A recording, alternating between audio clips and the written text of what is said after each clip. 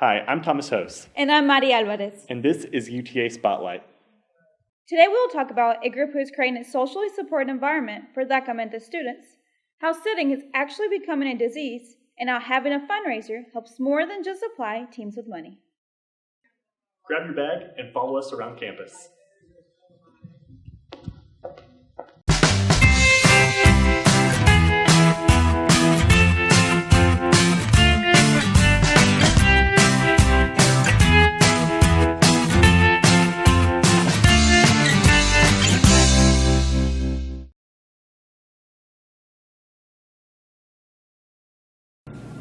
With recent political tension involving immigration, an organization steps up to help undocumented students. Reporter Flor Valdez has the story.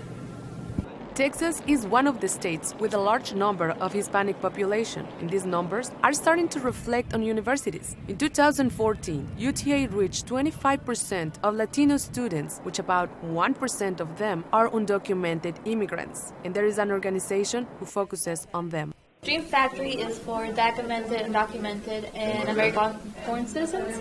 It's as a resource for them to find FAFSA applications, DACA clinics. We want the Dream Factory to be there for them as a support system, so we want to help them be part of UTA as a dreamer and as a student. Documented are the students who benefit from the deferred action, those who enter the States before the age of 16, whose parents are undocumented. But before the DACA was approved, Texas gave them a chance to stay in school. In 2001, the state of Texas passed a law that said that all students who lived in Texas and met certain requirements had the right to study in a U.S. college, in a Texas college or university, and pay in-state tuition rates. The only requirements are you graduated from a Texas high school and you lived in Texas for at least 3 years before graduating high school. You're eligible to go to college, pay in-state tuition, and be eligible to receive some state financial aid. If you want to be part of this organization, you just need to show up to their weekly meetings every Wednesday at 3 in the Center for Mexican American Studies in the Swift Center. Flor Valdez, UTA News. You can find more information on this program on the Dream Factory's Facebook page. Did you know there's a disease caused by sitting down? Mayna Cordova has more on the story. Whether it's commuting, sitting through a lecture, doing homework, or eating, students spend a lot of their time sitting down. A study done by Vanderbilt University revealed that the average American spends 55% of their waking time sitting, which is about 8 hours a day. And even if you exercise the recommended 30 minutes per day, it does not balance out for the hours that you spend sitting down. Dr. Cynthia Trowbridge explains how maintaining a sedentary position for an extended period of time can be detrimental to one's health. In terms of sitting, one of the things that happens with our muscles is we get into positions where our muscles shorten a ton. And so if I sit, the front of my body is all shortened and the back of my body is all weakened. And what that does is that actually can limit your ability to exchange blood flow and to nourish your organs and to supply, basic physiological functions. While it may be difficult to escape the routine of constant sitting, here in the Central Library, students have the option to use a treadmill desk as an alternative. For some students, and particularly at certain times of the year, studying can be stressful, preparing for exams and things like that. And we feel that giving them an opportunity to continue their study but burn off some excess energy at the same time can be beneficial. Studies have shown that using a treadmill desk can boost productivity by 10%. It also improves your metabolism, brain productivity, your focus, and it keeps your heart healthy.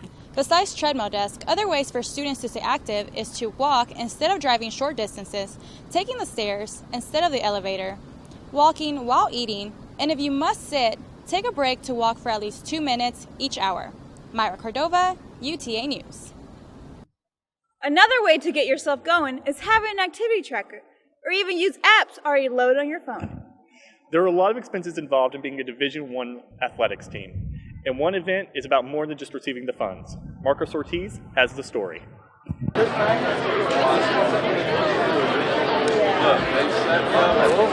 The UTA baseball and softball teams are ready to get their season off swinging. But before they do, they have their 5th annual First Pitch fundraiser. The fundraising event had a large turnout with more than 300 attendees. Among them were UTA baseball and softball alumni.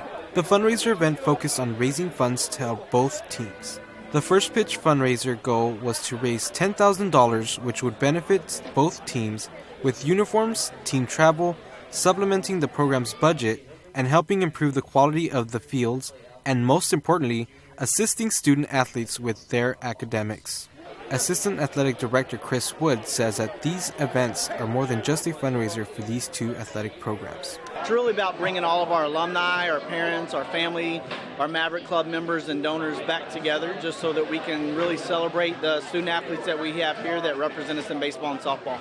Student athletes who benefit from these fundraising events believe it's important to stay connected with those who help better the athletic programs. Yeah, just like building good relationships. When you keep building good relationships with your teams, then people want to come back. They want to come back and support the younger guys, and they want to get involved. I think that's a really big thing that we're doing right now, and it's really cool and awesome to see the older guys coming back and giving to us, spending time with us, and just kind of showing us the ropes with things. After enjoying dinner, both coaching staffs participated in a Q&A.